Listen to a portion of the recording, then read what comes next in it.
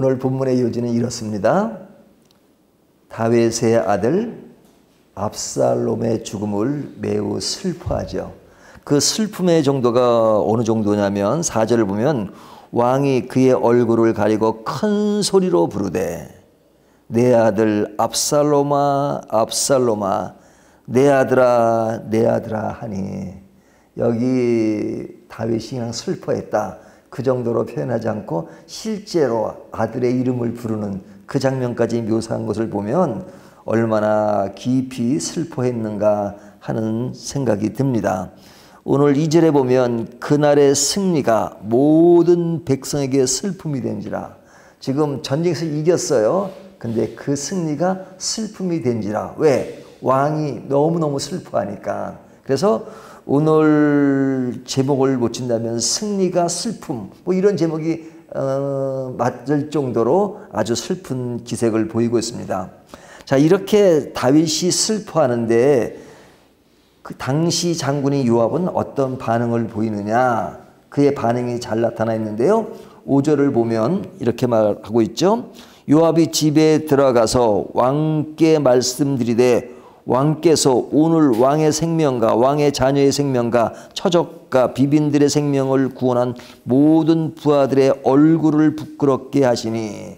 자, 왕의 그 슬퍼하는 것은 그 전쟁에서 애를 쓰고 피를 흘린 그 장군들과 부하들을 부끄럽게 하는 것이다, 이렇게 이야기하잖아요. 이것을 보면 요압이 말이 세죠. 뭐 여기뿐만 아니라 이 요압은 참 말이 센 사람입니다. 뭐 센 정도가 뭐 이것으로 끝나는 것이 아니라 6절을 보면 왕은 미워하는 자를 사랑하고 사랑하는 자를 미워합니다, 이런 이야기를 한다거나 또 지휘관들과 부하들을 멸시하는 것이다. 6절에도 그렇게 얘기하죠. 또 압살롬이 살고 우리가 다 죽었으면 좋을 뻔했습니다, 이런 말도 되게 강한 것이죠. 예? 지금 왕께서 하시는 걸 보면 우리가 죽는 것이 더 좋았을 뻔합니다. 차라리 압살롬이 살고, 뭐 이렇게 이야기하는 거잖아요. 그러니까 왕은 부하들의 마음을 위로하지 않으면서 한 사람에게만 집중하고 있는 것이 아니냐, 뭐 이렇게 이야기합니다. 그리고 지금 왕이 지금 이 상태에서 사람들에게 나가서 그런 새로운 면을 보이지 않으면, 백성을 위로하는 것이 없으면 왕에게 화가 있을 것입니다. 뭐 굉장히 강한 어조로 이야기하죠. 자, 이런 이야기를 통해서 그 요압이 어떤 사람인가 하는 것들이 잘 보여지는데, 사람마다 보는 관점에 따라서 이 요압을 여러 가지로 평가할 수 있습니다. 어떻게 평가할 수 있냐면, 그는 왕의 큰 권력 앞에서도 자기 할 말을 다 하는 용감한 사람이다, 뭐 이렇게 표현할 수도 있고요. 또 다르게 보면 당시에 다윗이 왕이지만 요압의 힘이 굉장히 컸다, 뭐 이렇게도 볼 수 있죠. 또 다른 면은 뭐 그런 힘과의 관계가 아니라 요압은 늘 보면 표현이 과하다, 그래서 굉장히 공격적인 표현을 한다, 뭐 이렇게 볼 수도 있을 겁니다. 하여튼 그 요압이라고 하는 사람은 굉장히 강하긴 해요. 하지만 또 내용을 보면 맞는 말을 해요. 그러니까 다윗이 요압이랑은 사실 뒤에까지 보면 항상 좋은 마음은 아니거든요. 같이는 하지만 요압이 하자는 대로 따라갈 수밖에 없는 것은, 요압이 좀 그 내용이 없거나 또 맞지 않는 것이라면 따라갈 수가 없겠죠. 하지만 맞는 말을 한단 말이죠. 자, 이런 요압의 말이 있을 때 다윗의 감정은 어땠을까? 조금 전에 말씀드린 것처럼 맞는 말인데 위로는 안 되죠. 그 말이 틀린 말은 아니에요. 왕에게 꼭 해야 될 말이에요. 하지만 지금 다윗은 그것을 몰라서가 아니라 굉장히 슬픈 거예요. 아들이에요. 그러니까 그 마음을 이해하는 면은 좀 약하다, 뭐 이런 생각을 할 수도 있을 겁니다. 결국 다윗은 요압의 말대로 백성들 앞에 나가죠. 8절에 보면 왕이 백성들 앞에 나갑니다. 왕이 일어나 성문에 앉음에 어떤 사람이 모든 백성에 말하되 왕의 문에 앉아 계신다 하니 모든 백성이 왕 앞으로 나아오니라. 이스라엘은 이미 각기 장막으로 도망하였더라. 자, 이제 왕이 백성들에게 나갑니다. 그 백성들의 나간 그 말을 따른 것은 조금 전에 말씀드린 것처럼 요압의 말은 매우 현실적이고 이성적이죠. 틀린 말은 아니니까 왕은 나갈 수밖에 없습니다. 자, 이 이야기가 이제 쭉 나오고 이제 다음 9절부터 이어지는 이야기는 뭐냐면 이제 다윗이 이제 전쟁에서 이겼으니까 왕궁으로 돌아와야 되잖아요. 하지만 이겼다고 해서 바로 돌아오는 게 아니란 말이죠. 이 정치라고 하는 것은 그냥 가볍게 생각할 수 없는 거잖아요. 상당히 많은 것들이 꼬여 있고 또 해결해야 될 문제가 많은 거죠. 자, 압살롬이 전쟁을 일으킬 때 대다수의 지파, 아니 전부의 지파가 압살롬을 지지했어요. 유다 지파마저도 압살롬을 지지했어요. 그러니까 모든 지파가 압살롬을 지지하니까 다윗이 도망갈 수밖에 없었죠. 근데 이제 반대가 돼버렸어요. 이제 압살롬이 죽고 다윗이 이제 힘을 찾았어요. 근데 힘을 찾았어도 왕궁으로 돌아가는 것은 지파들이 왕으로 인정해야 돌아가는 거 아니에요. 그러니까 인정하는 그 일이 필요해요. 근데 이런 인정을 하려면 지금 힘으로는 다윗이 이겼지만 그 지파들은 압살롬을 지지하다가 상황이 바뀌어가지고 다윗 왕을 지지하려면 그쪽에서도 뭐가 있어야 돼요? 명분이 있어야 되잖아요. 명분이. 그 명분을 찾아야 돼요. 그 찾는 내용이 이제 9절과 10절에 나오는데 뭐라고 이야기하냐면 그들이 다윗은 예전에 블레셋을 이기게 한 사람이다. 블레셋이 항상 그 이스라엘과는 갈등 관계가 있었잖아요. 힘이 셌고 골리앗 장군도 나오고 그런데 그때마다 다윗이 전쟁을 해서 블레셋을 이겼다. 뭐 블레셋만 이겼나요? 암몬과의 문제 뭐 어떤 그런 전쟁에서 늘 이겨왔고 그러니까 늘 우리에게 유익을 줬던 사람이다. 전쟁에서 이겼던 사람이다. 그리고 압살롬 때에는 그가 아들이기 때문에 피했다. 그가 다른 전쟁에서는 힘이 센 사람이었지만 그 아들이기 때문에 피하는 그런 마음, 이런 마음을 생각하면 우리가 다윗을 지지해야 되지 않느냐 하는 그런 거죠. 또 이미 압살롬은 죽었고 그러니까 이런 모든 상황, 명분을 볼 때 다윗을 다시 궁으로 모시고 왕으로 계속 이어가도록 하는 것이 맞겠다라고 이제 그들이 결론을 내린 겁니다. 사실은 결론은 났지만 이들이 자들의 명분을 찾기 위해서 그런 말을 하는 거죠. 자, 이런 말을 할 때 다윗은 진짜 다른 사람들은 그런 명분을 내세우면서 하는데 정작 자기에 속한 유다 지파는 좀 가만히 있었어요. 그러니까 다윗이 11절에 보면 유다 지파가 적극적으로 나서줄 것을 이야기하죠. 그러니까 이럴 때 나서주기를 바라는 것도 하나의 리더십이라고 할 수 있죠.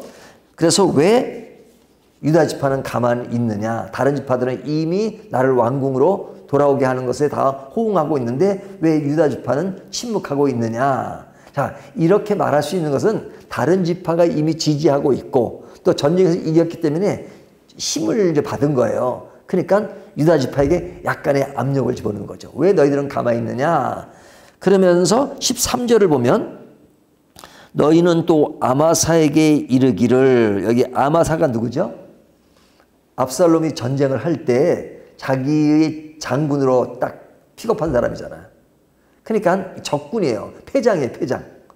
하지만 다윗이 그를 지금 받아들인 거죠. 받아들였다는 것은 적장을 받아들이고 함으로써 그들의 마음이 다윗에게 갈 수 있도록 만드는 거잖아요. 그러니까 그를 포용하면서 너희들은 왜 가만히 있느냐? 그래서 결과적으로 어떻게 됩니까? 유다 지파도 지지하게 되고 그리고 다윗이 돌아오게 되는 과정을 설명하고 있죠. 요단강을 건너게 되는 것을 이야기하면서 오늘 본문이 마무리를 집니다. 자, 이것이 오늘 본문의 내용인데 이 말 속에서 우리가 좀 교훈받을 것이 있습니다. 그 교훈의 어떤 핵심이 뭐냐면 다윗과 요압의 대화예요. 그 대화 가운데 요압은 굉장히 말이 강하죠. 또 다윗의 입장에서는 그 말이 굉장히 섭섭할 수 있습니다. 하지만 섭섭하더라도 그 말의 그 내용을 통해서 다윗이 정신을 차리는 계기는 되죠. 그러니까 지금 백성들 앞에 나와서 여러 가지 이런 선을 보이고 그리고 다른 지파들이 호응할 수 있도록 그 역할을 하는 것은 다윗이 정신을 차렸기 때문에 그런 것이죠. 그런 면에서 요압의 역할은 굉장히 큽니다. 반면에 요압에 비하면 다윗은 당시에 아들을 너무 생각하는 그 마음, 좀 약한 마음, 감성적인 마음 이런 것이 많이 표출된 거잖아요. 그러니까 다윗과 요압을 놓고 보면 이 상에서 누가 더 큰 인물처럼 보입니까? 요압이 큰 인물처럼 보이잖아요. 그리고 요압이 모든 상황을 그 진전시키는 것에 주도적인 역할을 한 인물로 보입니다. 하지만 결과는 어떻게 됐어요? 지파들이 다윗을 받아들였잖아요. 그리고 왕으로 돌아오게 하잖아요. 그러면 돌아오게 한 그 결정적인 계기는 뭐냐? 요압이냐? 다윗이냐? 다윗이죠. 요압은 모든 것이 이성적이고 현실적이고 그리고 모든 것을 강하게 한 것 같아요. 하지만 그들의 마음을 녹인 것은 뭐냐? 그들은 압살롬을 지지했던 사람들이에요. 근데 다윗이 지금 어떤 모습을 보였어요? 압살롬아, 압살롬아, 내 아들아, 내 아들아, 슬퍼하고 그런 장면들이 그들에게는 도리어 다윗을 지지하게 만든 계기가 됐단 말이죠. 요압의 말이 맞아요.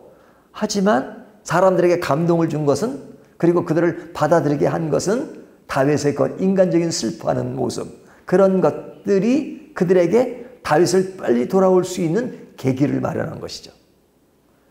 이것이 역사의 신비입니다.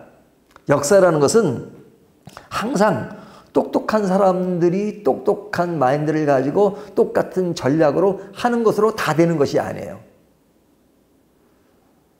저는 우리나라 대통령들을 쭉 보면 학력이나 그들의 어떤 그 모든 것을 보면 아주 가장 똑똑하고 가장 학벌이 좋고 이런 사람들이 대통령이 된 케이스는 없는 것 같아요. 참모들은 똑똑한 사람들이 엄청 많죠.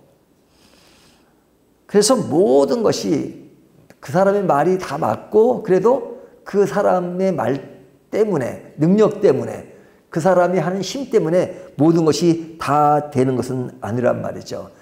당시에 다윗이 보인 감정은 너무너무 인간적이고 왕으로서 저래야만 될 것인가 아들의 죽음은 슬프지만 그래서는 안 되는 거 아니냐라고 요압의 말이 맞는 것 같은데 실제로 그 11지파의 마음을 헤아리게 한 것은 결국은 다윗의 눈물이고 다윗의 인간적인 감정이고 다윗의 어떤 그런 모든 것을 떠나 있는 개인적인 감정에 사람들이 동조하고 그리고 자신들이 다윗을 받아들이는 명분을 만드는데 굉장히 큰 일조를 한 것이죠. 자, 이런 것을 보면서 우리가 뭘 생각해야 됩니까? 우리는 늘 겸손해야 되고 집중해야 될 것은 우리의 삶에는 늘 이런 변수가 있다는 거예요. 인간이 가진 것에만 집중할 것이 아니라 보다 넓은 마음과 시각으로 인생을 바라봐야 될 것은 바로 모든 것이 그렇게 딱딱 정해진 논리와 순리대로만 다 되는 것이 아니다 하는 것이죠. 그래서 오늘 본문을 통해서 진짜 생각을 많이 하게 하는 것은 똑똑한 것보다 중요한 것은 뭐예요? 진실한 겁니다. 진실한 것보다 중요한 것은 뭐예요? 하나님께 완전 매여 사는 겁니다.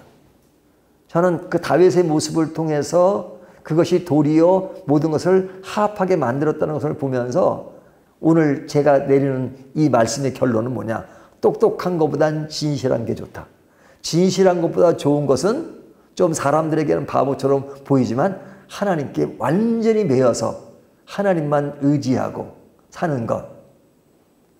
하나님만 의지할 때는 좀 바보처럼 보이고, 그리고 세상을 이성적으로 이렇게 딱딱 재고 이렇게 해야지만 잘 되는 것 같은데 그것을 쫓아가지 않고, 아, 하나님이 하시는 일, 또 하나님이 크신 분이기 때문에 나는 세상 사람들이 바보라고 생각해도 나는 그냥 좀 무지해 보일지 모르지만 그 길을 가야 되겠다. 그러니까 사람들이 볼 때 무지하게 보일지 모르지만 그러나 하나님의 역사는 그런 가운데 이루어지는 일들이 너무너무 많은 것이죠. 오늘 말씀을 통해서 우리가 어디에 집중하고 살아야 되는가 하는 것을 다시 한번 생각해 보면 좋을 것 같습니다.